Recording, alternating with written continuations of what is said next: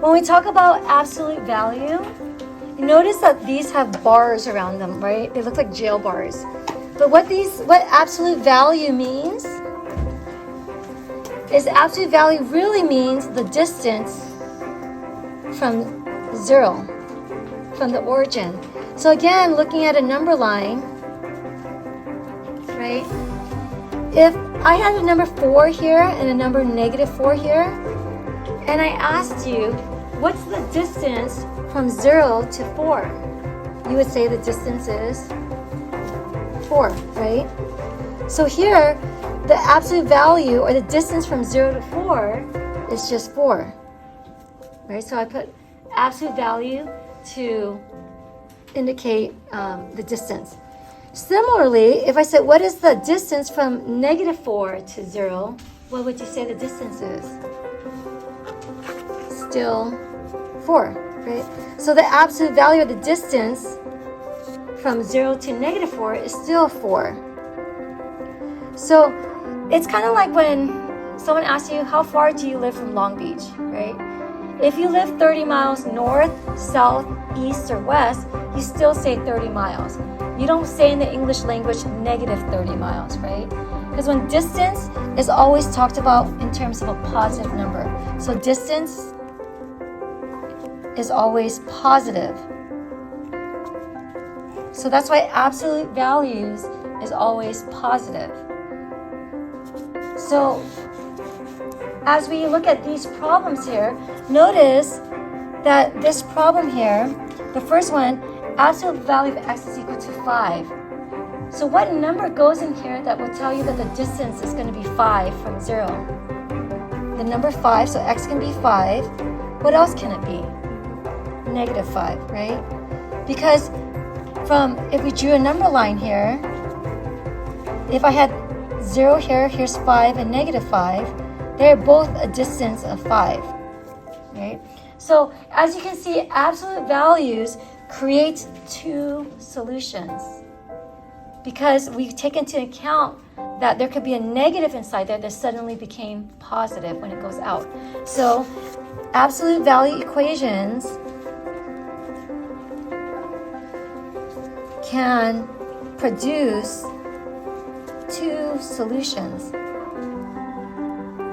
So that's what makes it kind of a little bit more special than what we've done before. Okay, let's look at number 4. Right? So the first thing I see is absolute value of 8v minus 8 is equal to 40. The first thing that you want your absolute value to be sitting all by itself. What doesn't belong here then? The -8. Do we know how to move a -8 around? Add 8, right? We add its opposite. So we're going to add its opposite to both sides. So +8 and +8. Poof, disappears. What are we left with? Is equal to 48, right? Okay. So once we have that, once the absolute value is sitting all by itself, now you're going to create two paths because you can have two possible solutions. So after you do that, you're going to create two paths. The two paths that you create is going to create two paths to remove the absolute value sign. So the first path that you're going to create is the path where you leave it exactly the same. So here, you're going to leave it exactly the same and you say 8v is equal to 48. It stays exactly the same. Nothing changes, right? So here, nothing changes. Nothing changes except no absolute value sign. So nothing changes. Whereas this next path, the thing that changes, instead of putting a 48, we're going to put a -48 because we are taking into account that there's going to be two possible answers. So here, there's two possible answers for what goes inside of here. We get 8v is equal to -48. So the second path here is the number becomes negative. So So the number becomes negative.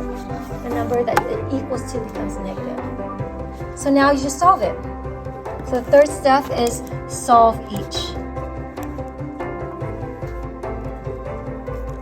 Solve each pathway. So here, do I subtract 8 or do I divide 8? Divide, because it's a coefficient, right? So if I divide by 8, I get v is equal to 6, right? And here, if I divide by 8, I get v is equal to negative 6, right? So here are my two answers. We can always check it. If we plug 6 in here, what's 8 times 6? 48. 48 minus 8 is 40. If I plug negative 6 here, what's 8 times negative 6? Negative 48. And what's the absolute value of negative 48? Positive 48 minus 8 equals to 40. So it'll work with both answers. So expect two answers when you have an absolute value, except for something like this one. So let's look at some exceptions. Here's my absolute value. What's the first step? What do I do? I'm sorry? Isolate the absolute value. What do I do? Subtract 20. If I subtract 20 on both sides, I get absolute value of y is equal to what? Negative 10. Holy smokers! Absolute value equals to a negative number? Can that be possible? No, right? So if you ever have an absolute value equals to a negative number, you say no solution. And I think on ALEKS, it might be written as an empty set like that. So again, if you have an absolute value equal to a negative number, no solution. And the other exception that you'll see is this right here. The absolute value sitting is here is equal to 0. How many paths can you create with this? Can 0 be a positive and a negative? No. So it can only be one path, right? So instead of creating two paths, you only create one path, and that path would just be 2u plus 6 is equal to 0. And that's it. And then you solve for this, subtract 6 on both sides, you end up getting 2u is equal to negative 6, divide both sides by 2, therefore u is equal to negative 3. And let's plug it in to check it. If I plug negative 3 in here, what's 2 times negative 3? Negative 6 plus 6 is 0. So in summary, absolute values always have two solutions. So that's why you create two pathways, except when there's a situation where you have a negative number, so no solution, and except when you have a 0, there's only one pathway.